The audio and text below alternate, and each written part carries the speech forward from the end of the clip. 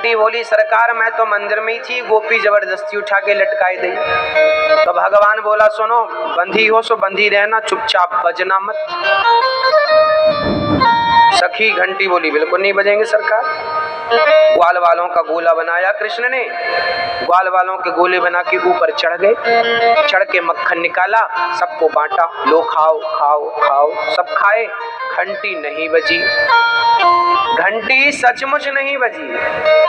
आखिरी में भगवान का मन हुआ थोड़ा हम भी खाएं, और जैसे ही भगवान खाने के लिए मक्खन को मुंह पे रखा, घंटी टन टन टन टन टन टन टन बजने लगी। भगवान बोले क्यों बज गई? घंटी बोली सरकार ये दुनिया वाले खाते हैं तब मेरा बजना जरूरी नहीं होता, पर मेरे भगवान भोग लगाए और मैं ना बजूं, ऐसे कैसे हो सकता? अब जैसी घंटी बजी सारे ग्वाल बाल भाग गए और कन्हैया मटकी पकड़े लटके रहे। गोपियां अच्छा आज पकड़ा गया चोर।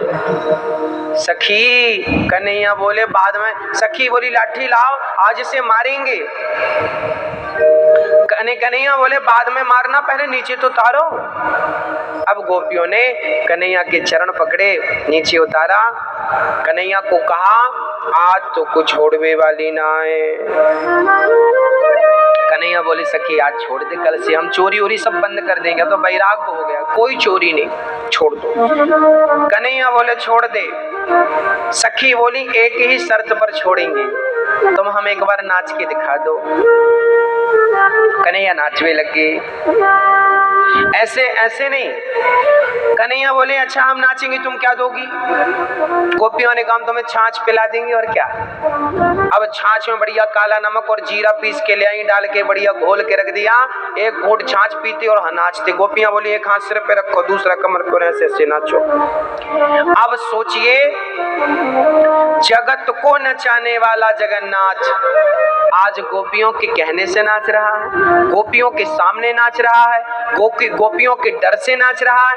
ये क्या बात थी? ये बात वही थी भक्तों कि जगत को नचाने वाला परमात्मा आज भक्तों के सामने नाच रहा है। भगवान भक्त के अधीन है। भगवान किसके अधीन है? भगवान भक्त के अधीन है, भगत के वश में है भगवान। ये अधीन है, वश में। इसलिए भगवान नाच रहे हैं, नाच रहे हैं, नाच रहे हैं। ये गोपियां शिकायत एक बहाना था। मेरी माँ कृष्ण का दर्शन करने का एक बहाना शिकायत था। शिकायत करती नहीं थी गोपियां, ये तो दर्शन का एक क्या था? बहाना था। एक दिन क्या हुआ, भगवान श्री कृष्ण ने वहीं रख दीजिए, वहीं रख दीजिए, यहीं रख दीजिए। एक दिन भगवान श्री कृष्ण ने मिट्टी खाई। मैया बोली च्यों लाला तने माटी खाई है? कन्हैया बोले ना खाई। चल मुंह खोल। आ जैसे ही मुंह खोला इतने से मुंह पे पूरा ब्रह्मांड नजर आ गया।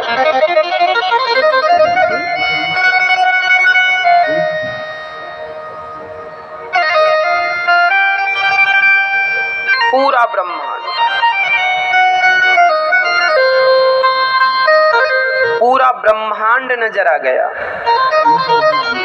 मैया घबराई, राम राम ये मेरा छोरा है कि भगवान है?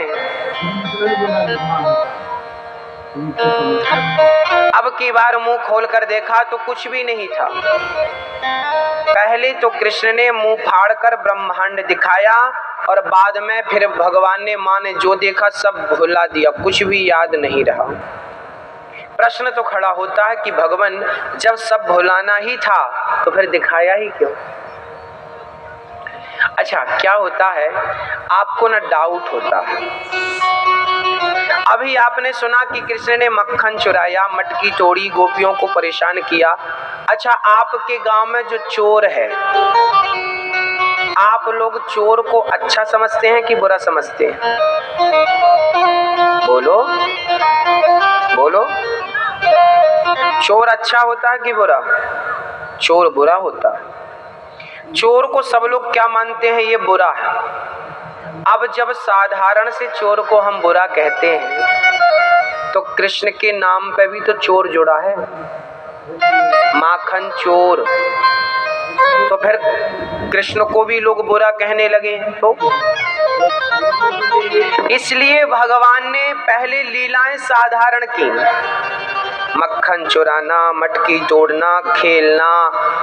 भगवान बिल्कुल साधारण, जैसे बच्चे खेलते ना मिट्टी पर लोट लोट के, ऐसे कन्हैया खेलते थे।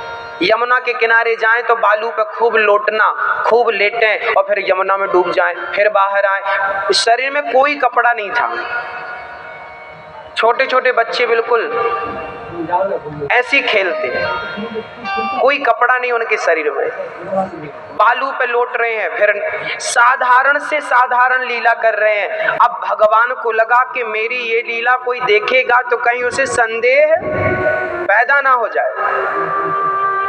तब भगवान ने लीला की, मुंह खोलकर पूरा संसार मुंह पे दिखाया। वो भगवान हमें और आपको समझाना चाहते हैं कि मैंने मटकी तोड़ी, मक्खन चुराया, साधारण लीलाएं की, पर मैं साधारण हूं नहीं, मैं परमात्मा हूं। लीलाएं जरूर साधारण कर रहा हूं, तो मुझे साधारण मानने की गलती ना कर देना। मैं वही परमात्मा हूं जिसके मुख में पूरी दुनिया रोम रोम ब्रह्मांड निकाया, निर्मित माया रोम रोम प्रतिवेद कहे।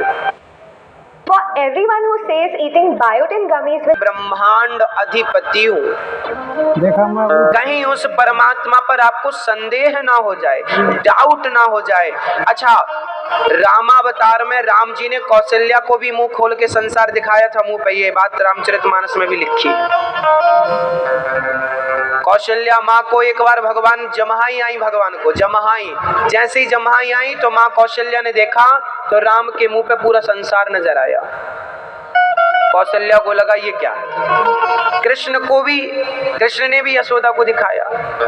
ये कृष्ण यशोदा को नहीं दिखा रहे, ये कृष्ण हमें दिखा रहे हैं कि दुनिया वालों तुम हम पे संदेह ना करना, हम परमात्मा ही हैं, लीलाएं साधारण कर रहे हैं। कई बार ना कुछ लोगों को डाउट हो जाता है, कई लोग कहते हैं राम भगवान नहीं थे, कई लोग कहते हैं कृष्ण भगवान नहीं थे। ये तो महापुरुष, कई लोग ऐसे मूर्ख मिल जाएंगे आपको जो राम को भगवान नहीं मानते, जो कृष्ण को भगवान नहीं मानते।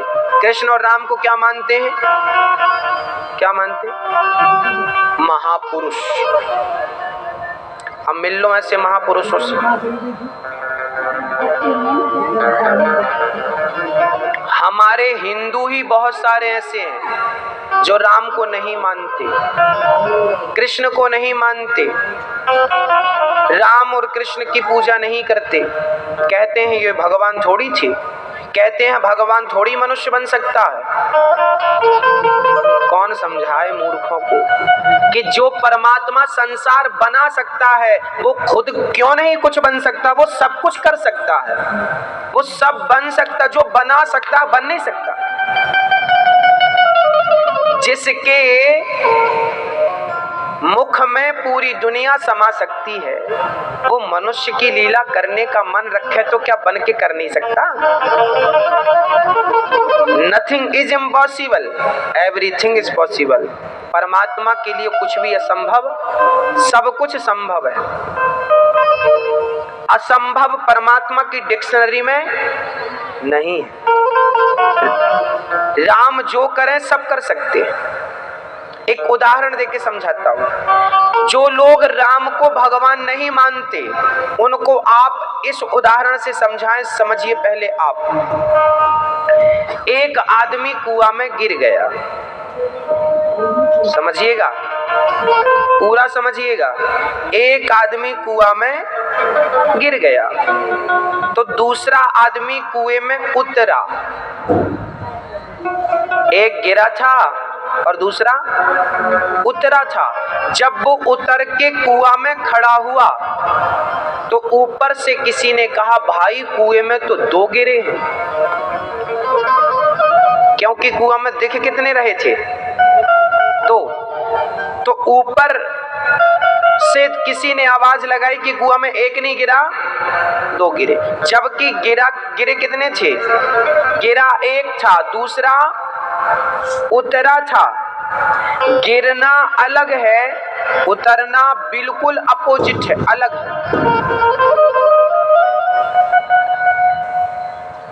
तीसरे चिल्ला रहे हरिपद पावही तेन परहि भव कूपा, मतलब कुआ। गोस्वामी जी संसार को उपमा किसकी दे रहे हैं? कुएं की।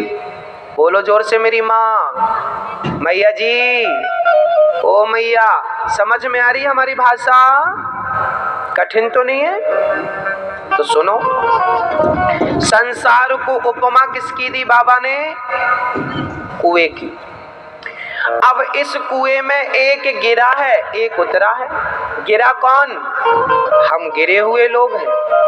हम संसार के कुएं में, भाव सागर में गिरे हुए लोग हैं। हम गिरे हैं, हम गिरे को बचाने वो उतरते हैं, अवतरित। संस्कृत में नसैनी को अवतरणिका कहते हैं। उतरना, अवतार। विप्रधेनु सुर संतहित लीन मनुज। अवतार मतलब अवतार मतलब उतरना, उतरना। हम गिरे हैं, वो उतरे हैं। क्यों उतरे हैं? हम जैसे पतितों को पावन करने के लिए वो उतरे हैं। वो महापुरुष नहीं, वो भगवान है। उन्हें महापुरुष तो बहुत हो, उनको मानो महापुरुष। गोस्वामी तुलसीदास जी महापुरुष, कबीरदास जी महापुरुष, मीराबाई महापुरुष, स्वामी विवेकानंद जी महापुरुष। ये लोग महापुरुष हैं, पर राम और कृष्ण महापुरुष नहीं। ये परमात्मा है, ये ईश्वर है। इनके ईश्वरत्व में, अब देखिए, मैं गोस्वामी जी की बात से सिद्ध स्पष्ट करता हूं। भगवान किसे कहते हैं? बताइए, भगवान किसे कहते हैं? बोलो, भगवान किसे कहते हैं? आप बताएंगे, आज हम नहीं बताएंगे, बिल्कुल सब बताया हमने। बोलो, भगवान किसे कहते हैं? भैया जी बोलो, भैया जी आप बोलो, भगवान किसे कहते हैं? हाँ, परमात्मा को। परमात्मा की परिभाषा बोल रहा हूं मैं। परमात्मा, ईश्वर, भगवान, ठीक है। उसकी परिभाषा क्या? कौन से लक्षण होंगे तो हम मानेंगे कि वो भगवान है? क्या? जैसे मनुष्य के अंदर हमने लक्षण बताए थे कि आपके अंदर ये लक्षण है तो आप मनुष्य हैं। विप्रधेनु सुर संतहित लीन मनुज अवतार। राम सत्यवादी थे, राम सत्यवादी थे, राम चरित्रवान थे, राम धैर्यवान थे। ये तीन लक्षण जिनके अंदर हो उसे आप मनुष्य मानिएगा, और ये तीनों जिनके अंदर ना हो, मनुष्य के रूप में उसे पुतला ही मानिएगा। ये मनुष्य की परिभाषा। भगवान किसे कहते हैं? इसलिए बोले थोड़ा रामचरितमानस पढ़ा करो, सब लिखा उसमें। भगवान किसे कहते हैं सुन लो। बिनु पग चलहि सुनहि बिनु काना, कर बिनु कर्म करहि विधि नाना।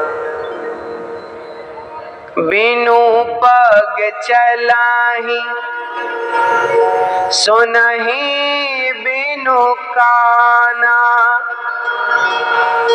कर बिनु कर्म करहि विधि नाना। जो बिना पाँव के चलता हो, बिना आँख के देखता हो, बिना हाथ के करता हो, उसे भगवान मानो। बिना हाथ के, बिनु पग चले, बिना पाँव के चलता हो। अच्छा, बिना पाँव के कौन चल सकता है? महापुरुष चलेगा? नहीं। बिनु पग चलहि सुनहि बिनु, जो बिना पाँव के चलता हो, बिना कान के सुनता हो, और बिना हाथ के काम करता। अब ये कहाँ हुआ? मैं आपको पूरा स्पष्ट कर दूं, नहीं तो आप रात को सो नहीं पाएंगे। अच्छा, बिना पाँव के भगवान कहाँ चले बताओ? पूरी रामचरितमानस में, पूरी रामलीला और कृष्ण लीला बताओ, बिना पाँव के भगवान कहाँ चले बताओ? कौन सी जगह थी जहाँ बिना पाँव के चल गए? बोलो, एक बात बताओ, हमें अच्छा लगेगा। आप लोग सुनने वाले श्रोता हैं, बताओ ये कौन गाने चला रहा है? अच्छा, अब बताओ बिना पांव के कौन कहाँ चले भगवान? बताओ कहाँ किसके लिए चले? कुछ याद आ रहा? मैया ओ मैया मोबाइल चला लो आप। गूगल बाबा से पूछने लगी क्या?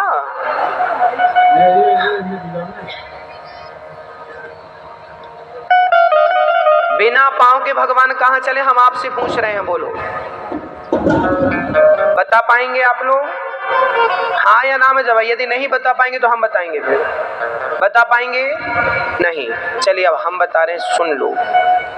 जब भरी सभा में द्रौपदी की साड़ी खिंच रही थी, उस समय भगवान द्वारिका में थे। वैसे तो भगवान कण कण में होते हैं, पर उस समय भगवान कहाँ थे? द्वारिका में। द्रौपदी की साड़ी खिंच रही थी दिल्ली में, और भगवान थे द्वारिका गुजरात में। दिल्ली से गुजरात द्वारिका की दूरी लगभग 1500 किलोमीटर होनी चाहिए। बाकी गूगल बाबा से आप पूछ लीजिएगा। लगभग हमारा अंदाज है कि 1200-1500 किलोमीटर होगा। अब दिल्ली में द्रौपदी बुला रही, आधी से ज्यादा साड़ी तो उतर चुकी थी, दुशासन उतार चुका था। तब द्रौपदी ने हाथ खड़े कर दिए, कन्हैया आओ मेरी लाज बचाओ, कहाँ जा छिपे हो प्यारे कन्हैया, यहाँ लाज मेरी लूटी जा रही है। दुशासन के हाथों तेरी द्रौपदी की सभा बीच साड़ी खींची जा रही है। अब द्रौपदी ने कहा, कन्हैया कहाँ हो प्रभु, मेरी रक्षा करो। तब भगवान पांव वाला भी चलता। यदि आप फ्लाइट से भी जाएंगे तो कम से कम 1 घंटा लगेगा, और साड़ी उतरने में कितना टाइम लगता है? हाँ, आधी साड़ी उतर चुकी थी, जो बची थी उसके उतरने में तो 30 सेकंड में नहीं लगते। और उतार कौन रहा था? जिसके पास 10,000 हाथियों का बल था, दुशासन पहलवान एक निर्बल नारी को लूट रहा था, आबरू लूट रहा है। 1200 किलोमीटर कोई एरोप्लेन से भी आएगा तो आ पाएगा टाइम से, पर भगवान समय पे द्रौपदी की साड़ी बचाने पहुंच गए कि नहीं? तो पांव वाला होता तो कभी ना पहुंचता, पर बिनु पग चलहि सुनहि बिनु काना, बिना पांव के दौड़ पड़े, और वायु से कई गुना वेग से। तो ये स्पष्ट हो गया कि वो बिना पांव के चलता है। और सुना ही बिनु काना, बिना कान के कहाँ सुना? अब ये बताओ बिना कान के कहाँ सुना? बताओ बिना कान के भगवान ने कहाँ सुना? जब बाली घर से निकला तो तारा ने रोका था। तारा ने कहा था कि राम भगवान है, आप राम से पंगा ना लें।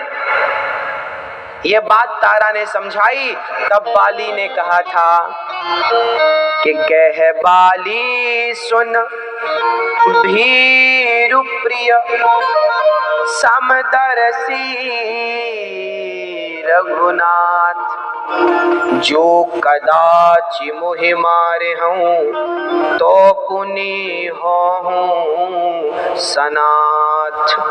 ये तारा से बाली ने कमरे में बात की थी, पति पत्नी की बात थी, ये कमरे के भीतर। जब बाली जा रहा था सुग्रीव से लड़ने तो तारा ने क्या समझाया था कि वो भगवान है, मत लड़ो। और जब राम ने बाली को मारा तो बाली बोला मुझे क्यों मारा? तब राम ने कहा कि तेरी पत्नी ने मना किया था कि राम से पंगा ना लो, फिर भी तू आ गया। अब बाली सोचने लगा मैंने तो पत्नी से कमरे में कहा था, इन्हें कैसे पता चल गया? ये बात सब लिखी है रामचरितमानस में, कोई मन से नहीं बोल रहा हूं कुछ। अब बाली चिंतन करने लगा कि मैंने तो पत्नी से कमरे में कहा था, उस टाइम तो टेलीफोन भी नहीं था। इन्होंने क्यों सुन लिया? क्योंकि वो परमात्मा है, वो बिनु पग चले सुनहि बिनु, वो बिना कान के सुनता है। बिनु पग चले सुनहि बिनु काना, और कर बिनु कर्म। अब आप बताएंगे कि बिना हाथ लगाए कौन सा कार्य किया था राम ने या कृष्ण ने? बोलो कौन सा? नहीं पता? नहीं पता? चलो हम बता देते। बिना हाथ लगाए क्या किया था? द्रौपदी की साड़ी का ढेर लग गया था, तो क्या कृष्ण ने हाथ लगाया था? बिना हाथ लगाए साड़ी ढेर लग गई, उतरी क्या? उतरी क्या? नहीं उतरी, शरीर पे बनी रही, लाज नहीं गई। बिना हाथ लगाए साड़ी का ढेर लग गया। दुशासन बोला कि साड़ी भी चिनारी है, किनारी भी साड़ी है, कि साड़ी ही किनारी है, किनारी ही की साड़ी है। द्रौपदी बोली मूर्ख, ना ये साड़ी भी चिनारी है, ना नारी भी साड़ी है, ना साड़ी ही किनारी है, ना नारी ही की साड़ी है। ये तो वृंदावन बिहारी है जो चीर बना खिंच रहा है, खिंच रहा है, खिंच रहा है। तो बिनु पगु चलहि सुनहि बिनु काना, कर बिनु कर्म करहि विधि। ये बात स्पष्ट हो गई कि वो परमात्मा है, उस पर डाउट ना किया जाए, वो संदेह का नहीं, वो तो श्रद्धा का सब्जेक्ट है, वो संदेह का है ही नहीं। वो संदेह से आप क्या समझोगे उसे? जिस परमात्मा ने इतनी बड़ी सृष्टि बना दी, तुम्हारे पास बुद्धि है कितनी? हाँ, इतनी सी तो बुद्धि है तुम्हारी, इतनी सी बुद्धि है तुम्हारी, और वो परमात्मा इतना विशाल, जिसने इतना गहरा समुद्र बना दिया कि उसकी गहराई विज्ञान तक नहीं नाप सका। हाँ, जिसने इतना गहरा समुद्र बना दिया, ऐसी नदियां, ऐसे झरने, ऐसे टापू, ऐसे पहाड़, ऐसे पर्वत, ऐसे इंसान, ऐसे पशु पक्षी बना दिए, उसकी खोपड़ी को तुम क्या समझोगी? इतनी सी खोपड़ी वाले। अच्छा, आप गधे को काका गाघा याद कराओ और उसका अर्थ भी समझाओ, A for apple, B for ball, क्या कभी समझेगा? क्या गधा अ आ इ ई उ ऊ ए ऐ ओ औ औ अम आ समझेगा? काका गाघा समझेगा? जैसे गधा कभी काका गाघा नहीं समझता, अ आ इ ई उ ऊ नहीं समझता, A for apple, B for ball नहीं समझता, ऐसे हम भी उस परमात्मा के सामने गधे हैं। वो परमात्मा जो कर रहा है, उसका हम क्या अर्थ समझें कि वो क्यों कर रहा है, क्या कर रहा है? उस ईश्वर के सामने तो हम उस गधे की तरह, उस गधे से ज्यादा उसे हम क्या समझेंगे, जिसने ये सृष्टि बना डाली, ऐसे ऐसे दुनिया बना। अब देखना, ये लोग कहते हमने बड़े आविष्कार कर दिए, हमने ये कर दिया, हमने। जब परमात्मा लाठी चलाता है ना, तुम्हारे आविष्कार काम नहीं करते। चाइना में कोरोना वायरस फैल तो रहा, कहाँ बना आविष्कार? कौन सी दवाई काम कर रही है? बोलो। सारी दुनिया के डॉक्टर लगे हैं, दवाई नहीं बन पाई अभी तक कोरोना वायरस की।